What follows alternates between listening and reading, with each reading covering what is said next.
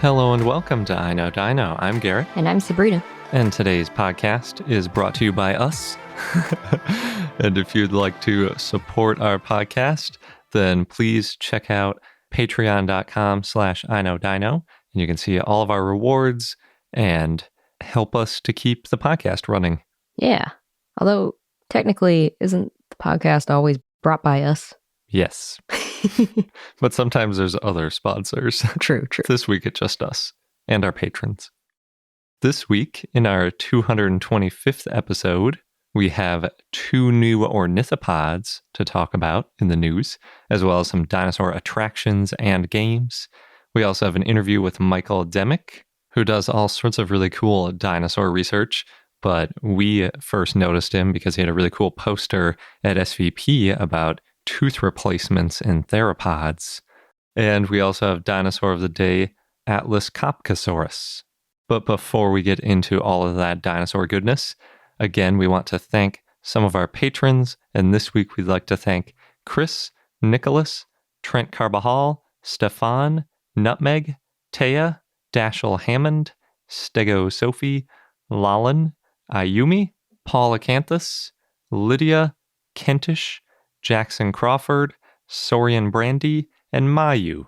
Hooray! Thanks, everybody. We really appreciate all your support. And as Garrett just mentioned, you can join this awesome group of people, a growing community, on our Patreon page at patreon.com/iknowdino. And then you have access to our Discord, where you can chat with us and other patrons. And also, Garrett posts a lot of pictures. Yep. There's going to be a video this week. Ooh. We'll get to that later. Yeah. It's a pretty awesome one. And then, of course, we offer other rewards. So, yeah, check it out. Jumping into the news, our first new dinosaur/ornithopod. Of this week. Yes. We've covered many more in the past. And it was published in the Journal of Paleontology by Matthew Hearn and others. This one was shared with us by James and Aiden, so thank you both for pointing it out to us. It's named Galleonosaurus dorisae. And it's, like I said, an ornithopod. It was found in southern Victoria, nearish to Melbourne, Australia. If you're not familiar with where Victoria is, it's the one right across from Tasmania in kind of southeast Australia. But back in the Cretaceous, when this Galleonosaurus was running around, it would have been pretty close to the South Pole back 125 million years ago. One of those Arctic dinos. Yeah, exactly. And it's from the same general area as Quantosaurus, which we've talked about before, and Diluvicursor, which was just described last year. And remember, that one has to do with like flood running. Yeah. It's named Galleonosaurus because the piece of the upper jaw or maxilla that they found looks kind of like an upside down boat, thus galleon. It's kind of weird. I think the main reason they're saying that is because there's like 4 teeth out of all the teeth that should have been in the maxilla that are still there, and they kind of stick out about where you draw a sail if you're drawing a boat and you flip the thing upside down. Because if you remember, maxillas kind of curve on the top. So, you know, if you flip that upside down, it looks like the curved bottom of a boat, kind of. So, kind of clever. Sort of like if you looked at it like a cloud shape and you're like, what does this look like? You might come up with a boat. Or you might come up with a dinosaur that looks like a boat. Yeah. And then dorisae is after Dr. Doris Segetz-Villiers, a local paleontologist who kind of studied the geology of the area. The entire find is only that one maxilla, which is about 70 millimeters or less than 3 inches long. So it's a really small piece to name a dinosaur on. Seems like they've been naming a lot of Australian dinosaurs lately from just a partial jaw or maxilla. We've talked about a couple of them recently. Right. Well, not too many dinosaurs have been named from Australia. Yeah, and they tend to be pretty fragmentary. But it seems like such a strange bone to find, like a little piece of the skull. You'd think they'd be finding like a femur or something like that. I kind of wonder if it's just like the nature of finding it. Like maybe if somebody sees a partial femur or vertebra, they don't recognize it and get excited about it. But if you see a maxilla, it's pretty obvious to be a bone. If you see the shape of it, because it's got teeth sticking out of it and like part of a skull shape, it kind of stands out maybe a little bit more. because that was the case with one of them in an opal mine. Mhm. It's like a guy opened a bag and he's like, oh, these are teeth. Right. What's that from? Whereas if it was, some other like piece of less obvious bone, maybe it would go unnoticed. Since all they found was that maxilla, they can't really tell how big it is. But given that it's only 3 inches long, it was probably on the small size. And if you saw any of the articles about this, you probably saw that it was a quote unquote wallaby-sized dinosaur. Yeah. Because that's what almost every headline had in the title. I'm not really sure where that came from. Maybe it was in a press release that they release along with the paper. Or just the fact that it came from Australia. Yeah, and it was like small-ish. But wallaby-sized is a pretty specific thing to mention, considering in the paper itself, they make 0 claims about its overall size. Right. But it was a pretty interesting one. Like I said, it was found sort of nearby where Deluvicursor was found. And then they also said that it was found in a sort of volcanic clastic sandstone, which I think is such a cool description. And either that means that there was just like volcano sediment in rivers that sort of ended up burying it, or it actually got buried in like volcano-related activity. I'm surprised they only found a fragment then. It probably went out in quite an extreme fashion, like getting obliterated or otherwise just like scattered pretty violently is my sort of guess at what happened. Yeah, it would have been an exciting thing to see. Maybe going out with a bang kind of thing. I guess. On the other side of the earth, we've got another new ornithopod to talk about, and thanks to James for sharing this one with us on Patreon. And it was written by Kate Andrzejewski, hopefully, and others. Well, hopefully the pronunciation, not hopefully it was Kate. It's definitely Kate. Yeah, it was definitely Kate. The last name is up for better pronunciation than I can pull off. And it was published in PLOS One, which we always like because that means you can see all the pictures. And read all the things. Yeah, all the things. There was a lot to read on this one. So, like I said, it's another ornithopod. It's from Central Texas near Proctor Lake, and it's named Convolosaurus marri.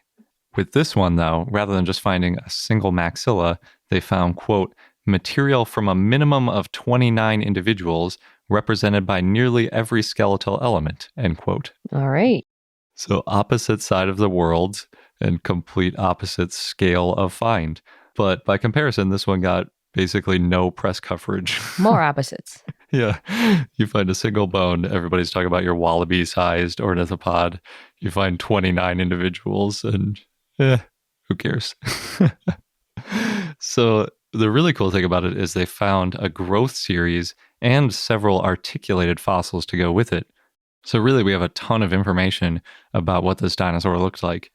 Originally, they thought that the large group might mean that it was a nesting site, but they didn't find any eggshells, and Convolosaurus is basically Latin for flocking lizard. Yeah. So they're saying that there are these clusters of juvenile specimens because they were kind of flocking together, which could still mean it was a nesting site because you've got all these juveniles together. But since there isn't any eggshell, it's kind of hard to say for sure. Right. Could also be one of those things like you juveniles hang out over here till you're adults. Yeah. And you're useful or something. Yeah, I forget what they call that. Some kind of like age separation behavior that certain animals do.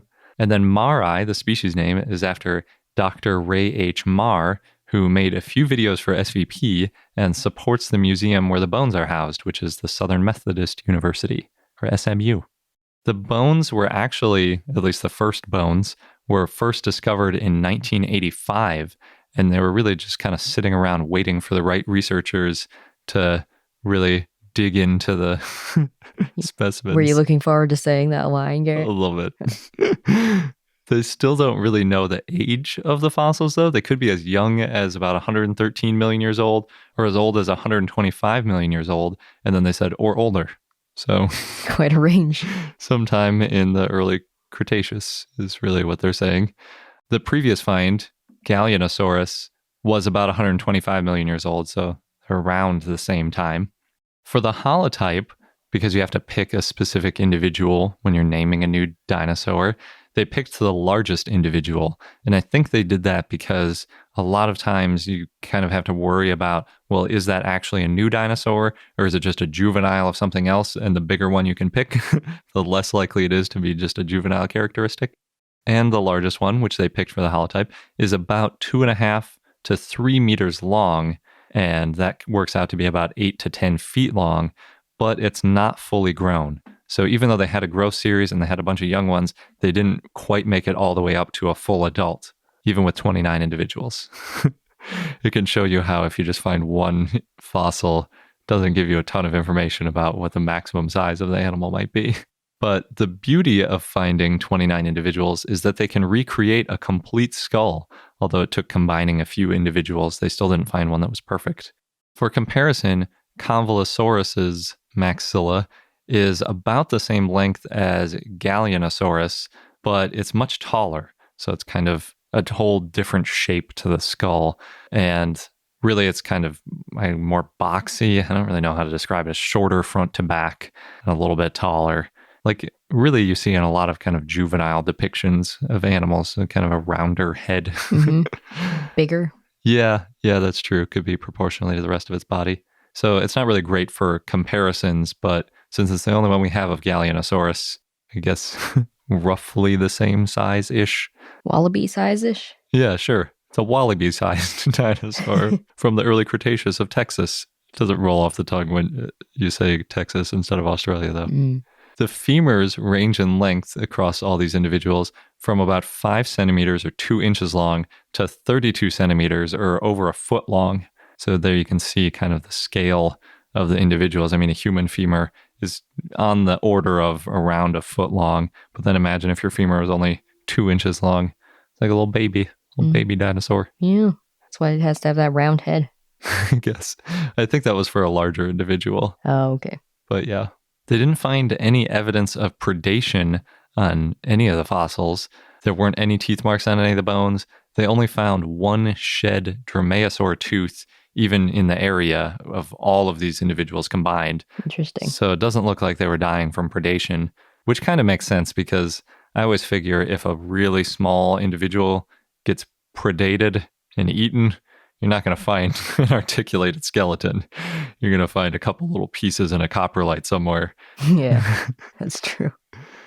They did histology on one of the largest femurs, but they couldn't find any lags. So that could mean that they were all under 1 year old and that they just grew really fast. Or what the authors think is, since they were changing limb proportions between the youngest individuals and some of the older ones, assuming that they get bigger over time, it's more likely that they just can't see the lags because of poor preservation. Or they didn't mention it, but sometimes you don't get lags when things are just growing rapidly and it's just kind of a consistent growth. There isn't a slowdown because they're just eating and growing all the time. And so for the first couple of years, sometimes you don't get a lag, or in certain species you might not. Their phylogenetic part of the paper showed that it was pretty close to Hypsilophodon, but it's not a quote-unquote Hypsilophodontid, which I know some people don't think is a valid category anyway, but they did use that word somewhere in the paper. So I'm assuming if they thought that it was a Hypsilophodontid, they would have said so. And apparently, Convolosaurus recreations have been on display around Texas for years, just under the label of quote-unquote Proctor Lake Hypsilophodont. It's like the Loch Ness Monster or the Proctor Lake Hypsilophodont. I didn't even think of that. That's funny. Yeah. Especially considering like Proctor Lake was nowhere to be seen back then, but it's not a Hypsilophodont. It's not from where Proctor Lake was, but anyway, you got to name it something if you don't have a real genus name to assign to it. But as a result, that means you can already see Convolosaurus if you want to. It's at the Perot Museum of Nature and Science. It's at the Fort Worth Museum of Science and History. And it's also at the Proctor Lake U.S. Army Corps of Engineers office, which I think is open to the public, but I'm not sure. But it's kind of cool because that one's like right by where it was found. Cool. So there's our 2 new ornithopods. The most recent ones, anyway. Yeah. Recently named, I should say, because they're not at all recent. So in other news in the U.S., the president recently signed a new public lands bill that among other things, creates 5 new national monuments, and one of them is Jurassic National Monument in Utah. And it's this 2,500-acre monument that protects the Cleveland Lloyd Dinosaur Quarry, where more than 74 dinosaur individuals have been found, and that includes 12,000 bones and a fossilized egg. And, that's that quarry, that's that big mystery. Was this a predator trap? What happened here? Yeah, that was a really cool one. Yeah. There's currently a small museum there with a skeletal reconstruction of an Allosaurus and Stegosaurus for anyone who drops by. Nice. That's kind of a weird twist, considering the same president is considering getting rid of a national monument in Utah and creating a different one in Utah. Yeah, apparently this bill's been years in the making, but I don't know too many of the details. I was mostly focused on the Jurassic National Monument part. Yeah. I guess 2,500 acres is probably a lot smaller than Bears Ears, though. I think Bears Ears is a lot bigger. In other news, India is planning on building their own version of the Smithsonian Museum. At least that's how the article phrased it. It's going to be called the Indian Museum of Earth, and that's to showcase India's evolutionary history. So this April, on the 1st and 2nd, there's going to be a community of paleontologists getting together to brainstorm and work on a preliminary proposal. And that includes scientists from all over the US, UK, Germany, France, and Korea. And the idea started last September. They want to encourage fossil research and public outreach and student activity. And there's also plans to have a repository of specimens. And then the museum may also have an area to showcase India's marine diversity. Oh, that's cool. Yeah. Sounds like a big project, but it'll be really cool to visit when it's up. Are they going to get some of their natural history things back from the UK then, if they have a new museum? I don't know. Probably not. It's tricky. I was wondering if that's why they're including scientists from the UK and other parts of Europe, so that maybe they can get some of their stuff back. Maybe. In another part of the world, in Canada, Calgary Zoo is giving their Dinny the Dinosaur statue a $200,000 makeover. So Dinny is this concrete brontosaurus originally built in 1935, and it'll be fixed up by late this spring or early this summer. The repairs are going on the inside, so you can't see any visible changes, but good to know it's being preserved. I wonder if it's Dinny or Diney. Diney the dinosaur? Oh, well, Dinny. Yeah, it's kind of vague. It's kind of like sometimes people say, I know Dino for our podcast. Oh, I see. In New York, starting April 19th, there's going to be an animatronic dinosaur ride at the Bronx Zoo. They have 40 dinosaurs, or they will have 40 dinosaurs. That includes T-Rex, Ameiasaurus, and Spinosaurus. And the Bronx Zoo worked with Carl Melling, a paleontologist from the American Museum of Natural History, as well as Don Lessem, who worked on Jurassic Park, to consult and make sure that their experience, which is called the Dinosaur Safari, is accurate. And it's a ride. It's meant to be this immersive experience that highlights dinosaur behaviors and show how they survived in their habitats. And then at the end of the ride is a fossil dig area. So anybody who wants to visit the Bronx Zoo, it'll be open from April 19th to November 3rd. Cool. We might go to New York sometime this year. Maybe we'll have to swing up to the Bronx Zoo. Yeah. Not too far from the Bronx Zoo in Berkeley, New Jersey, there's going to be a new dinosaur outside Sandcastle Diner. And if Berkeley, New Jersey sounds familiar with dinosaurs, it's because they have Bud the Bayville dinosaur. Oh, that one. Yeah. So this new dinosaur will kind of keep Bud company. This one looks like it's going to be a theropod, but it's kind of early stages. Is it going to be slightly farther from the freeway? Well, it's going to be outside a diner. Okay. That's the one that keeps getting hit by trucks, right? The Bayville dinosaur? Right. Well, not anymore because they moved it. They kept like inching it back and then it would continue to get hit. Plus, Bud's been recently restored, so yeah, I think it's safe. I hope so. I recently came across it's pretty fun. It's this text-based choose your own adventure kind of game called A Dinosaur Named David Swims in a Japanese Pool. Very specific. It's part of Publication Studio Games, and the story, it's text-based, so you're reading it. It starts off with David the dinosaur swimming in a pool in Japan, as you might have guessed. And then David hears a scream, and you can decide, do you want to stay in the pool or do you want to see what's going on? And then depending on your choices, you can win or lose the game. And I did it a few times, and I lost every time I tried to go back to the pool to swim. So it's not what David the dinosaur should be doing.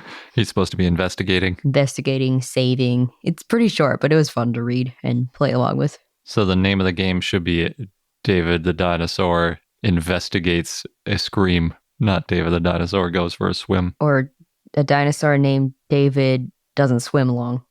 Yeah. Last, speaking of games, you can now buy a toy version of the Chrome T-Rex. That's when your internet's not working and you can play that T-Rex chase game or running game. So it's a toy set they made. You get the T-Rex and 4 cacti, so you could recreate the game on your desk, theoretically. And you can buy it on a site called Dead Zebra, although it looks like it's already sold out. I don't know if they'll be making more. That's pretty funny. Yeah. It'd be cool if they made it kind of like Hungry Hungry Hippos or something, where there was like a lever that you hit to make the dinosaur jump. I don't think it's that complex. It's more just set it up to stand. Yeah. More of a display. Gotcha. And before we get into our interview with Michael, we just want to remind you that we have a Patreon, and it helps us pay for all of our hosting fees and editing software and equipment and all that kind of good stuff. So if you'd like to support our podcast and get an unabridged version of this interview, because that's available to all of our patrons, you get our premium content feed, which includes a lot of unabridged interviews because we tend to talk for long periods of time with our dinosaur experts and enthusiasts that we get to speak with, then head over to our Patreon page at patreon.com/iknowdino. And now for our interview with Michael. We're joined this week by Michael Demick. He's an assistant professor of biology at Adelphi University. He studies body size evolution, bone tissues, and teeth. And of course, since he's on this podcast, you know that he focuses on dinosaurs, both living and extinct. So we met at last year's SVP in front of your poster about tooth replacement rates in theropods. So which dinosaurs did you study when you were looking at the tooth replacement rates? We started the project looking at a dinosaur called Majungasaurus, which is a carnivorous dinosaur from the latest Cretaceous of Madagascar. And what we found was that it was really weird, that it wasn't, it was really unexpected. And so our sampling after that point was really driven by trying to put Majungasaurus in context. So we also sampled another Ceratosaurus, and another theropod, Allosaurus. Cool. And so what was so weird about Majungasaurus? It replaced its teeth as fast as most herbivorous dinosaurs did. So on the order of every couple of months, each tooth socket would have a fresh tooth in it. Oh, wow. Even as like a full-grown adult? Yeah. Actually, we studied juveniles and adults, and we had a pretty consistent result there. Interesting. So, yeah, on the order, you think of a T-Rex would have replaced its teeth every few years. And you generally don't think of carnivorous reptiles or dinosaurs replacing their teeth quickly. And tooth replacement rates in Majungasaurus were on par with those of Triceratops, of hadrosaurs, of big sauropods. So it was a big surprise. That's so weird. Yeah, because in herbivores, they replace their teeth quickly because they're basically wearing them down to nothing, right?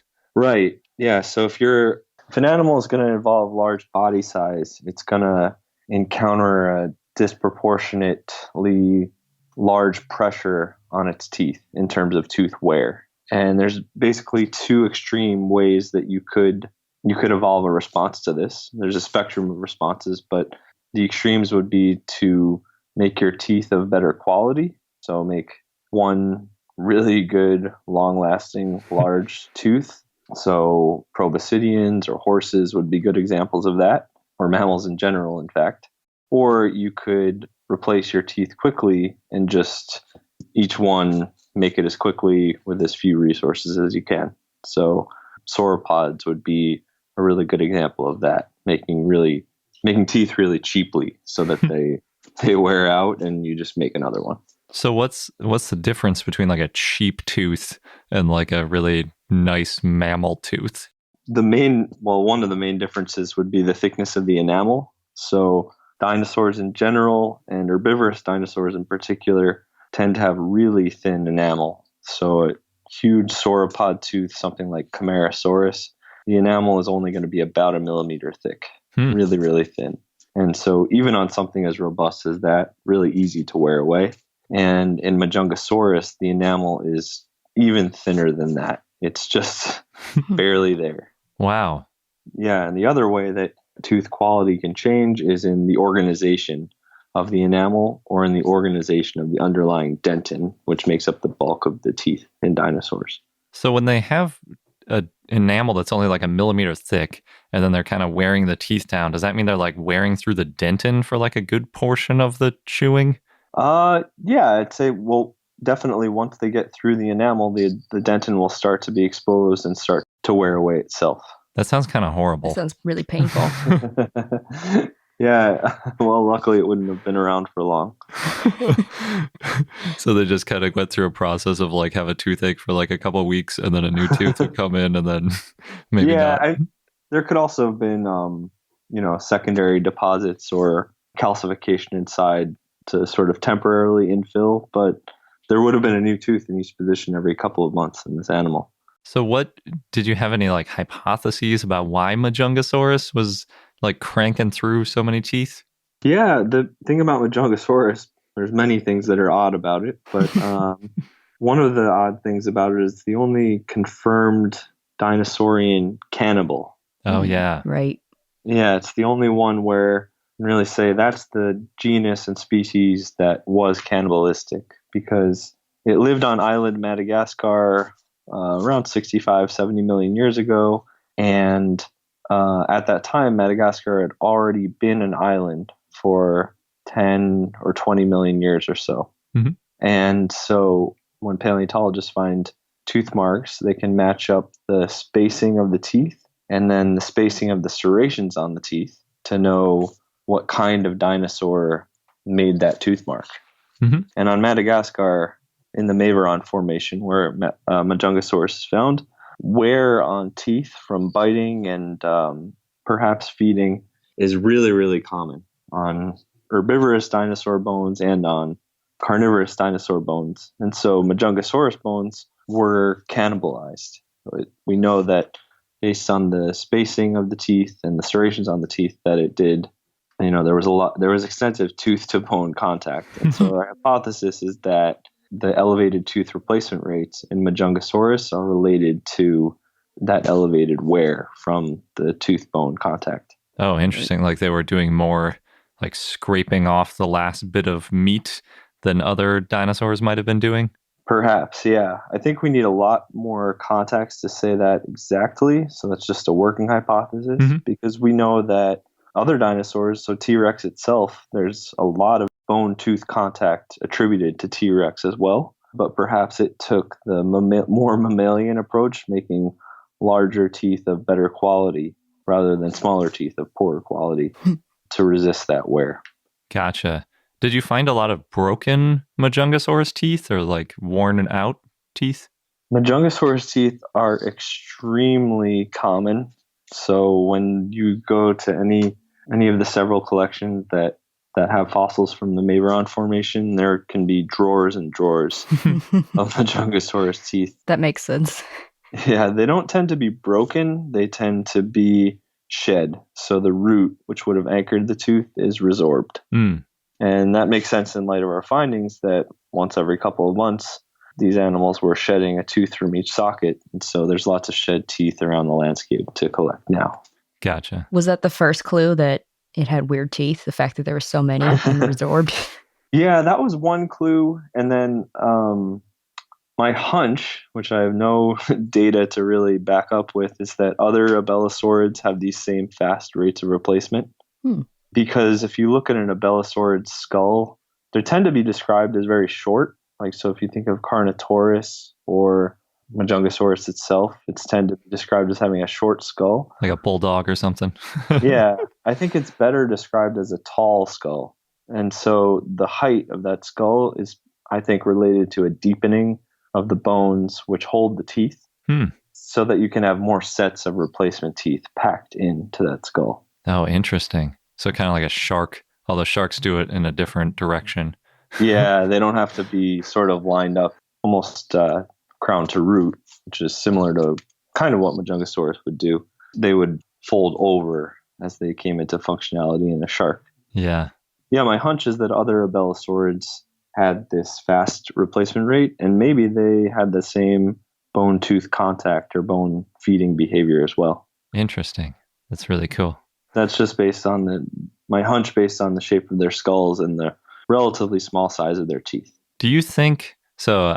We've been frequently asking people about like lips on dinosaurs. So it makes me, whenever I'm thinking about lips on dinosaurs, I'm thinking like, well, do they need them because their teeth are getting replaced, and it's kind of that balance. So it seems like a Allosaurus almost certainly wouldn't need lips, at least for that purpose. What do you think about that? Yeah, that's interesting. I haven't really kept up with that debate one way or another. I do know that Allosaurids, the texture on their skull bones is pretty different than that of other theropods. And so I wouldn't be surprised if they had a different covering, if it was more keratinous, for example, because it is really rugose with lots of little holes for blood vessels. So I wouldn't be surprised if it was a different story for Allosaurids. Interesting. So when you say keratinous, that's like sort of getting beakish, kind of. Yeah, and I don't know that question has been solidly answered, but they're so derived in so many ways, so I wouldn't be surprised if there was something else odd about them. Yeah. Did you look at all at any modern animals? I'm guessing crocodilians are probably the only useful modern analog. Yeah, pretty much. So tooth replacement has been studied in a few different species of crocodiles. So I guess I should talk a little bit about the method of how we know it replaces its teeth every couple of days. Oh, yeah, that's a good idea. Not just say it. So your teeth grow incrementally.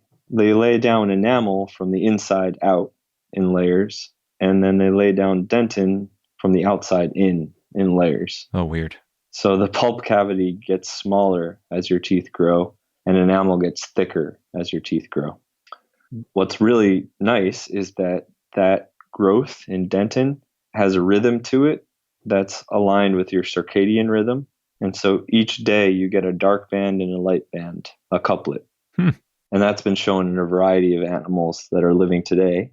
And in certain groups, in some living animals, the animals have been fed or injected with fluorescent dyes on known intervals. So say every week or every 2 weeks. And then when the animal sheds that tooth, the tooth can be looked at under a microscope, and you count the bands between the teeth. And, well, there's 14 bands if you injected it every 2 weeks, and 7 if it's every week. So paleontologists can use these daily bands to just simply count up the number of days it took to form a given tooth. So sort of painstakingly under the microscope, you sit there and tally and do it multiple times because you always lose count. And, have multiple observers and observations. So, for example, a big Majungasaurus tooth, which is not that big, would take about 300 days to form. And so it would have 300 lines inside of it. Its baby tooth, so its successor in the next tooth socket, would have something like 240, 250 days to form. And then its successor would have something like 180, 190 days.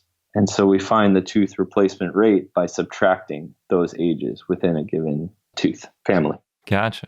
That makes perfect sense. And so they'd never like fall out when they're done. They just fall out because the next tooth is pushing them out. And it's just a steady state of teeth.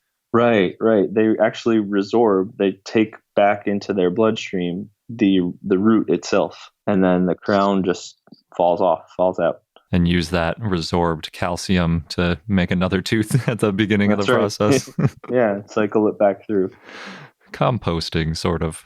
Yeah. In a way. Can't help but touch my teeth while we're talking about this. Yeah, you don't have any replacement teeth left, though. No. It would be nice. It would be. I guess that makes sense. You were talking about how tall their skull needed to be. If they've got that many teeth lined up, how many is that? It's like 6 or 7 teeth going back up into their head. So we didn't destroy any jaws to do this study. What we did was CAT scan a lot of jaws, 19 different jaw elements. And strangely, I'm sure you're both familiar with how beautiful the preservation is of any fossils from Madagascar, any dinosaur fossils. They're sort of these famous, exquisitely preserved things there's bird feathers, it's just really great stuff. It doesn't CT scan well. And so we had our 19 samples, which is pretty large for paleontology.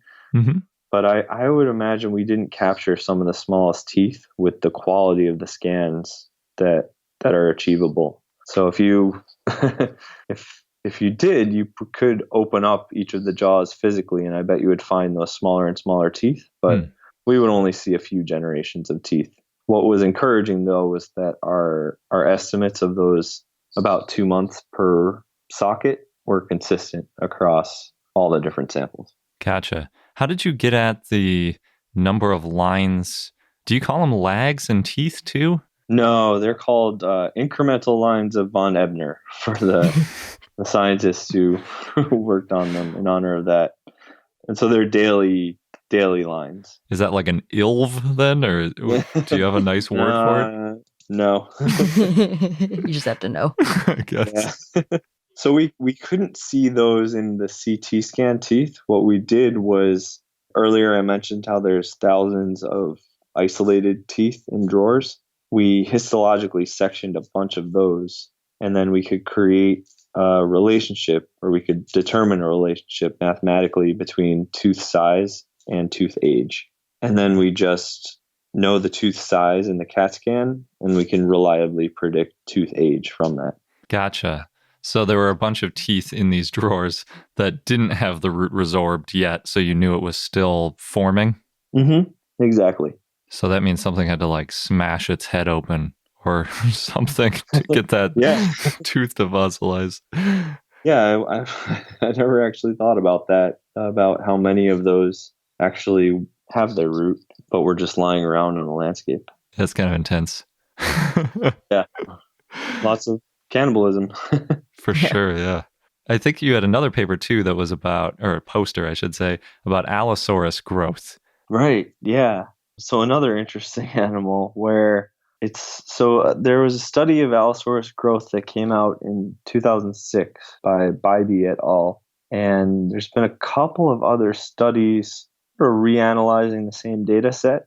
And what the subsequent studies have really emphasized is that there's dramatic variation in Allosaurus growth rates and patterns. There are Allosaurus specimens that were adults that were maybe an eighth the body mass of the biggest Allosaurus specimens. Jeez. Wow. A huge variation. And so that poster was all about trying to assess the reasons behind that variation. So is there a geographic difference? Is there a time difference in different members of the Morrison Formation? Is it maybe an individual level difference? Is it sexual variation? Trying to get at that. So we sampled a few new specimens, and we're continuing to sample. I think we're up to about a dozen or maybe 15 or so. And we need several more before we can really address the question. Do you think that might have been more common in other species as well, and maybe we just don't know because we haven't found enough individuals? Yeah. If you only have one, then you'll never have an idea, which is the case for a lot of different dinosaur species. For Allosaurus, though, what's interesting is that variation seems to be present within the Cleveland-Lloyd dinosaur quarry alone. Wow. Right.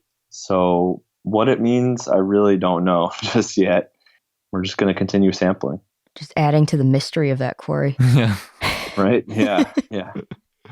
Are they like proportionally similar? Like, does it still look like an Allosaurus, but it's just like a way smaller Allosaurus? Oh, that's really tough to say because there's not a ton of association at Cleveland-Lloyd. Yeah, that's true. And what association there is, unfortunately, there's not the best documentation, or there isn't 100% documentation just based on the standards of data collection at the time most of the bones were collected. So, the new excavations going on at Cleveland-Lloyd are collecting all that data, and maybe that can be addressed with more specimens in the future. I didn't realize they were still digging out bones. Yeah, I think that they are still removing them. I know that there's still ongoing scientific work there, so there are groups working there. Wow. Because when was that found? That was like early 1900s? I believe so, yeah. Yeah. A lot to explore there. Yeah, for sure. Yeah. Cool. Well, we'll look forward to seeing what you guys come up with. Is that also a one of your students who did that paper? Yeah, that's Adrian Flores, another of the master students. Nice. How many master students do you have? Because you had a whole bunch of like co-author things. I have 3. Okay. Yep. Nice. And then changing gears again, I have to ask about this because Sabrina's a huge sauropod fan.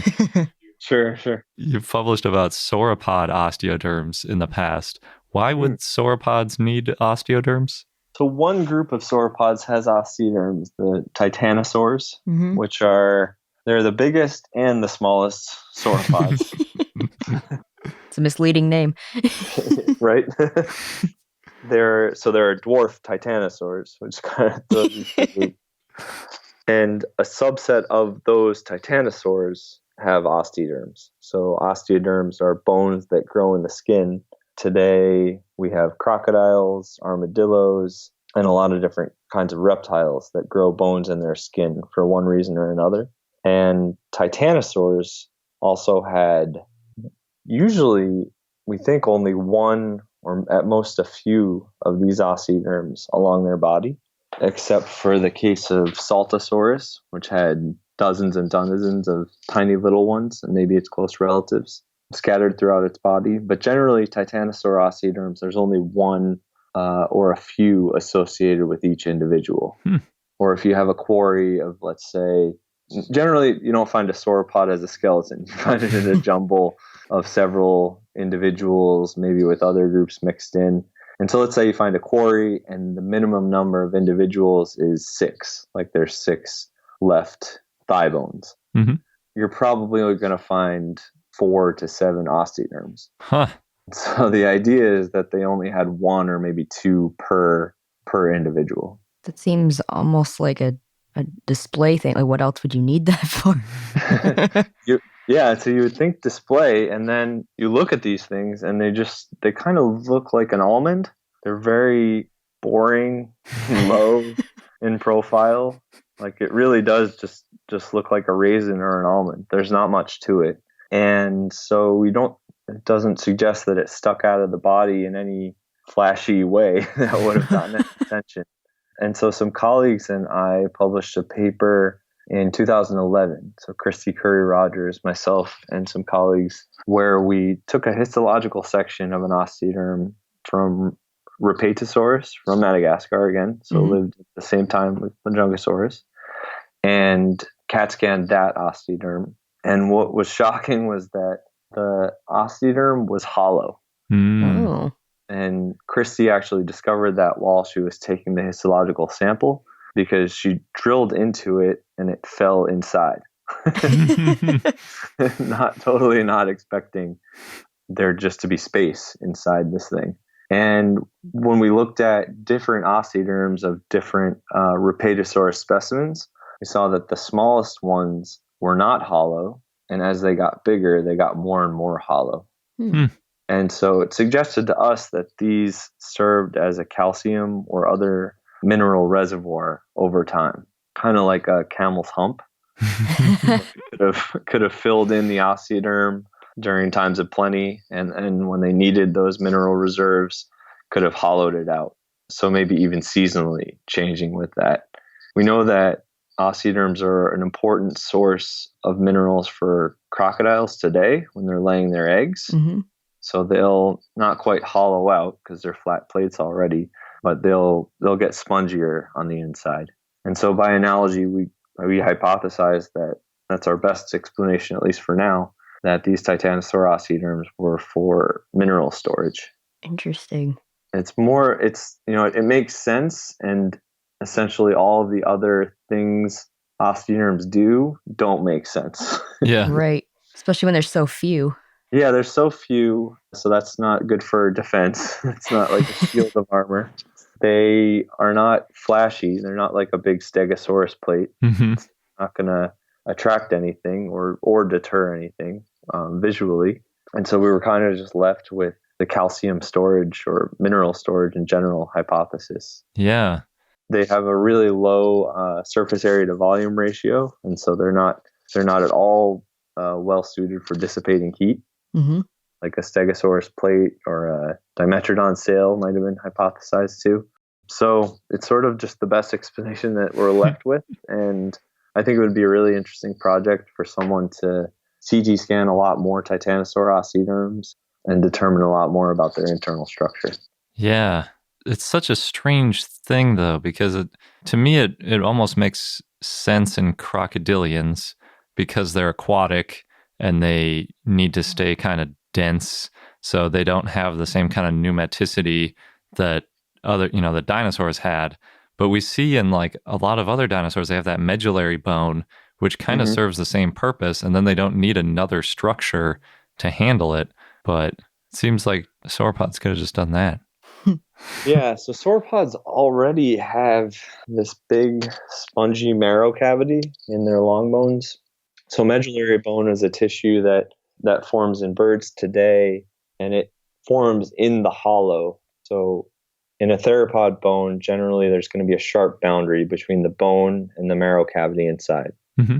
But in sauropods, it's a very general transition to more and more spongy towards the center. And so in a sense, it's not, it definitely isn't medullary bone, but morphologically, it's already going to be very, very loose, spongy bone inside of there. Whether or not sauropod bones get more or less spongy throughout the year, you would need a much more rich sample than we currently have to address that. Yeah. Okay, so maybe it could potentially be that like they're out of space for any kind of storage inside the body, so then they stick this little weird bump on their shoulder or whatever to store it. Who knows? There's so few sauropod individuals that are found as individuals. It makes it really difficult to test, because when you find a quarry with several individuals and maybe there's just 2 or 3 of these little almond looking bones, and when I say little, these are still like maybe 2 or 3 feet long. An 80-foot long individual, we don't really know where they are on the body. Right. So we don't know part of the body, what part of the dermis that they would have occupied. Is this on a lot of titanosaurs or just on a couple? About a dozen, maybe 2 dozen total, somewhere in there. It gets into taxonomic issues and so on.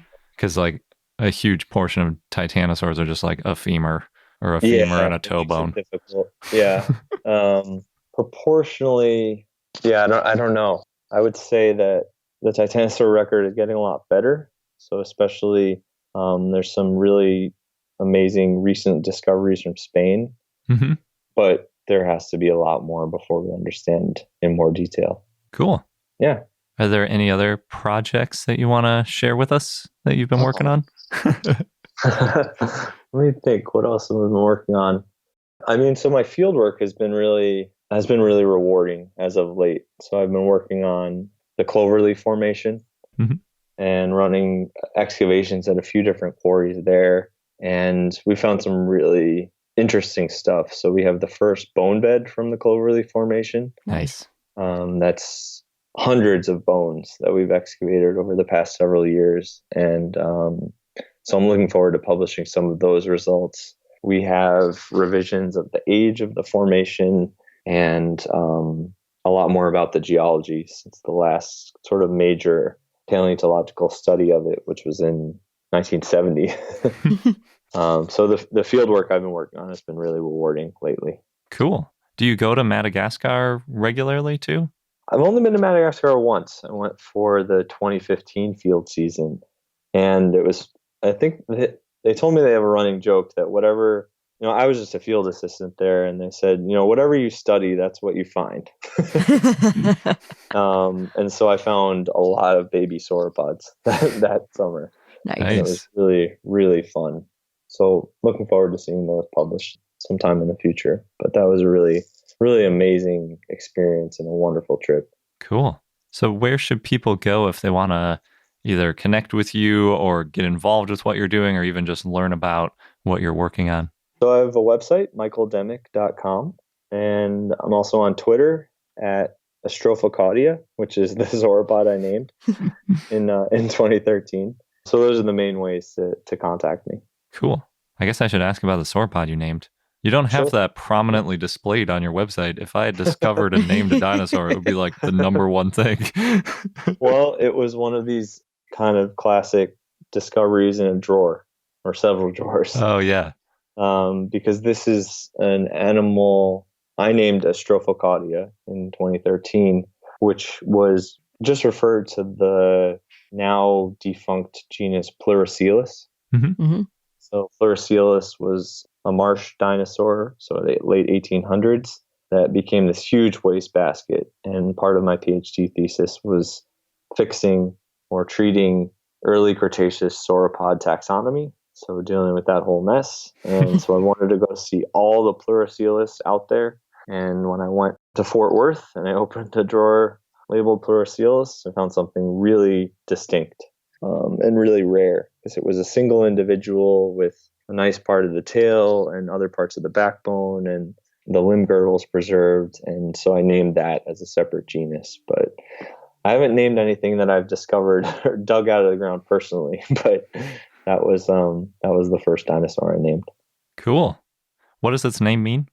It has a few different meanings, actually. So the main meaning is non-twisting tail. So it's Astrophocadia. It has an interlocking system in the between the tail vertebrae called the hyposphene hypantrum system, which a lot of dinosaurs have in their backs to lock their backs and make them more rigid. And this sauropod just happened to have it extend really prominently into the tail. And it's also a reference to Astrodon, so, the first sauropod from North America, which is also a defunct genus. So it has a kind of a double meaning there. Cool. For our listeners, if they wanted to find you on Twitter, how do you spell that? Sure. ASTROPHOCAUDIA. Awesome. Thank you. Okay, thanks. Nice. Well, thank you so much for taking the time to talk with us. It was awesome to hear about everything you've done. Yeah. Yeah, thanks. It was great. Thanks again, Michael. That was a really great conversation. There's so much interesting research that you've done. And thanks for sharing with us. Yes, thank you. And now on to our dinosaur of the day, Atlas-Copcosaurus, which was a request from Moss Utah Raptor via Patreon. So thanks. One of the perks of being a patron, you can request dinosaurs. So Atlas-Copcosaurus was a basal iguanodont that lived in the early Cretaceous in what is now Australia in the Umarala Formation. The type species is Atlas-Copcosaurus lodesii, and the genus name means Atlas Copco lizard. It's named after the Atlas Copco company who provided the equipment for the dig in 1984, and not the first time that that's happened to an Australian named dinosaur. That's quite the mouthful too. Atlas Copco. We can turn that into a dinosaur name. Yeah, why not? Dinosaur names are often long. That's true. The species name is in honor of William Loades, who's the state manager for Atlas Copco and who helped with the dig. Atlas-Copcosaurus, the holotype, includes part of the upper jaw and partial maxilla, and referred specimens had teeth and maxilla dentaries.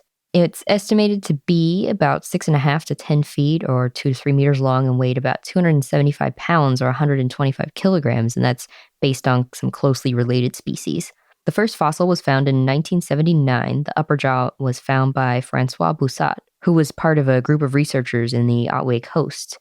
And then the whole thing was found in 1984. Atlas-Copcosaurus was the first dinosaur maxilla found in Victoria, Australia. It's just like Galleonosaurus that we talked about earlier. Yes.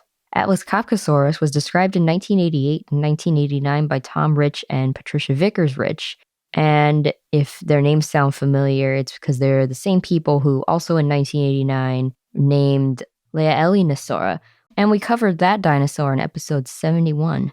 Originally, Atlas-Copcosaurus was referred to Hypsilophodontidae, but in 2004, Norman and others suggested it was closely related to Gasparinosaurus, an ornithopod from South America. And in 2010, Agnelin and others suggested that it had a lot in common with Gasparinosaurus and Anabisetia, which is an iguanodont from South America, though Agnelin also considered Atlas-Copcosaurus to be a nomen dubium. Not everybody agrees with this, though. And our fun fact of the day is an update on just how amazing birds can be with their problem-solving abilities and how that might extend to dinosaurs. So there was a recent article in Current Biology by Romana Gruber and others, and what they found was that crows can problem solve in even more advanced ways than we knew about previously. That's scary. Yes, especially if you imagine non-avian dinosaurs doing it. So one of the things that makes humans so successful is our problem-solving abilities, and specifically the way to sort of quantify that is how many steps ahead we can imagine, and basically imagining a solution and then the process of reaching that solution. So you can think about playing a sport and, sort of your path to how you're going to get somewhere, or a series of events, or you can think about playing a board game and how if you move one piece, how other people might react. All that kind of stuff is considered the sort of higher level thinking that makes us special. But crows can do some of this too. So what they did was they tested crows with a series of problems that required using different tools. And there's this really awesome video that came with the paper. It's about 4 minutes long, and they show all these different versions of testing these crows. And basically what happens is they have a observation stage. So they just put the bird in with the different apparatus and tools, and they let it kind of walk around and look at all of it. And the way it's structured is it's kind of like if you imagine 4 areas on different sides of a box, but you can only enter the box from the outside. So you can only see one thing at a time. You kind of have to walk around the outside of it. And then there's 4 kind of little rooms, for lack of a better word, that you can go into from the outside. So they just kind of walk around the outside of the box, looking into each little room, and they can see what is in all the areas. And then they give them the first tool that they might need. And what happens most of the time is the bird picks up the tool, goes straight to the room that it needs to go to use that tool, then gets another tool often, and then takes that to the next room where it needs to use that tool, and then gets some food. And this works even if they have fake tools in the mix. If they train them how to use one thing and then they put them in a different thing where now they don't need to use that tool anymore, and now that tool is a fake out, and all sorts of different combinations, they can kind of visualize, oh, okay, in this situation, I need to use this stick to get that stone, and then I can drop this stone on this thing, and then I'll be able to get the food, or vice versa, and lots of different combinations. Wow. Yeah, it was really impressive. It's really fun to watch this video too, because the birds just run around the outside of this box. They barely even pause. And I think it's partly because the way that their eyes are structured on the side of their head a little bit more than ours are. They don't really need to face the box. So it just kind of looks like they're walking around the outside. It doesn't even really look like they're examining what's in the different areas. But once they get the tools, it's like they know exactly what to do. It's crazy. Now, the video is kind of a best case scenario because from the data, you can see that some of the crows definitely were better than others. And a lot of them did make some mistakes, but a few of them never made any mistakes, and they always did every experiment perfectly. When they made it a little more complicated and tried to trick them some more, a lot of them figured it out after the first try, but all of them figured out pretty much all of the puzzles after the first or the second try. So they were really good at this. And what the author said is, quote, "This provides the first conclusive evidence that birds can plan several moves ahead while using tools," end quote. And to me, the really impressive thing is that they ignored those quote unquote distractor tools that were in there with them. So if they learned to use a stick a certain way, and then all of a sudden they didn't need to use the stick that way, they could figure that out really quickly. So totally feasible that the raptors in Jurassic Park could learn how to open a door. Yes. But I think really it makes the opening a doorknob seem kind of trivial, because this is more like if they found a tool to reach into the door jamb to open the door, like breaking open the door with something rather than just like pressing a lever, because pressing a lever is nothing. Right. You know, these birds are using multiple tools, like a tool to get another tool to open a door is basically what they're doing. So clever. Really, really clever. Now, dinosaurs probably weren't quite as smart as modern crows. It's kind of hard to say, but even if they were close, those are some smart animals. It's kind of scary. And this is why you think birds will take over again. I do, yeah. At some point. A long time from now, but someday. Maybe. Could be sooner. We'll see. Well, maybe we won't. Depends on this whole human experiment thing we got going on. And that wraps up this episode of I Know Dino. Thanks for listening. Don't forget to subscribe so you don't miss out on any new episodes. And if you get a chance, we'd love a review. You can also join our community on Patreon, patreon.com/iknowdino. And of course, follow us on all the social medias. Thanks again, and until next time.